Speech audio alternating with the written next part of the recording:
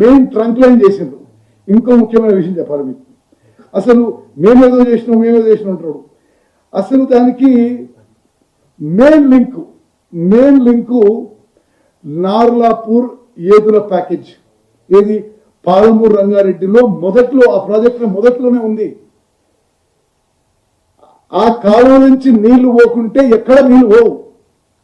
వీళ్ళు అధికారంలో దిగిపోయిన అప్పటి వరకు 2-3 ఏళ్ళు ₹1 పని కూడా కాలే.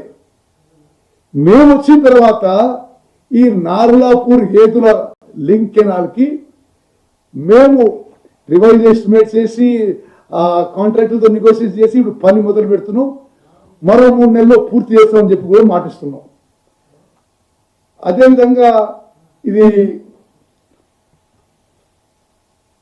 కాళేశ్వరం ప్రాజెక్టుకి మీరు 1,00,000 కోట్లు వృధా చేయకుంటే ఆ 38,000 కోట్లతోనే అది ప్రాణహిత చేవెళ్ల ప్రాజెక్టు పూర్తి చేస్తుంటే ఆ మిగిలిపోయిన అమౌంట్తో 62,000 కోట్లు మిగిలేవి తెలంగాణ రాష్ట్రానికి.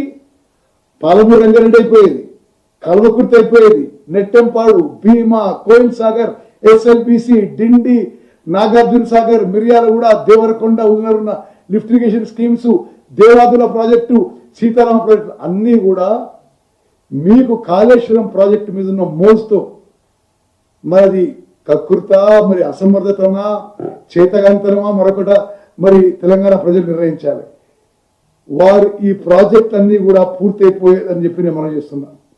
రేలంపాడు గురించి మాట్లాడాడు. రేలంపాడు 2 టీఎంసీల నుంచి 4 టీఎంసీలు పెంచేసరికి వాళ్ళ హయాంలోనే, అరే మరి ఇంత పెద్ద మనిషి 10 ఏళ్ళు ముఖ్యమంత్రుడు ఇట్లా అబద్ధాలు మాట్లాడొచ్చండి.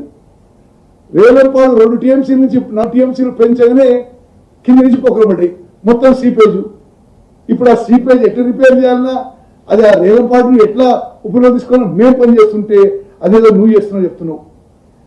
మరి మిత్రులారా, ఇప్పుడు మీకు చెప్తున్నా, కృష్ణా బేసిన్లో కేసీఆర్ వల్ల జరిగిన మోసం, దగ, ద్రోహం మహబూబ్నగర్ జిల్లా, ఉమ్మడి మహబూబ్నగర్ జిల్లా, ఉమ్మడి నల్గొండ జిల్లా చెప్తున్నా.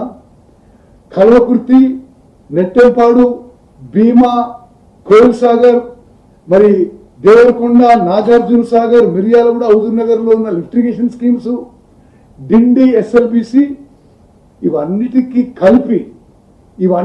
కలిపి 4,500 కోట్లలో అయిపోయేది. 16 లక్షల ఎకరాల ఆయకట్టు వచ్చేది. అసలు అంటే మోసం, ద్రోహం, దగా చేసింది కేసీఆర్ కాదా అని మరి నల్గొండ, మహబూబ్నగర్ జిల్లా ప్రజలు ఆలోచన చేయాలి. నేను మళ్ళీ 10 ఏళ్ల పాటు మీరు 1,81,000 కోట్లు ఖర్చు పెట్టి విలేకరుల మీద ఆలోచన చేయాలి, తెలంగాణ ప్రజలు ఆలోచన చేయాలి. మరి 10 ఏళ్ల పాటు మమ్మల్ని తాకట్టు పెట్టి, ఎవరు కూడా జైలు నుంచి పైసలు పెట్టరు, తెలంగాణ ప్రజలు అందరినీ తాకట్టు పెట్టి, వాళ్ళ పిల్లల్ని తాకట్టు పెట్టి, 11% ఇంట్రెస్ట్కి అమౌంట్ తీసుకొచ్చి ఇప్పుడు మేము ఆ అప్పుకి సంవత్సరానికి, మిత్రులు నోట్ చేసుకోండి, 16,000 కోట్లు కడుతున్నాం మేము. మీరు చేసిన అప్పులు ఏది, మీరు చేసి అప్పుడు వృధా అయిపోయి ఇరిగేషన్ రాలే, ఆయకట్టు రాజధానితో మీ నిర్లక్ష్యం వల్ల, మీ ద్రోహం వల్ల, మీ దగా వల్ల, మీ మోసం వల్ల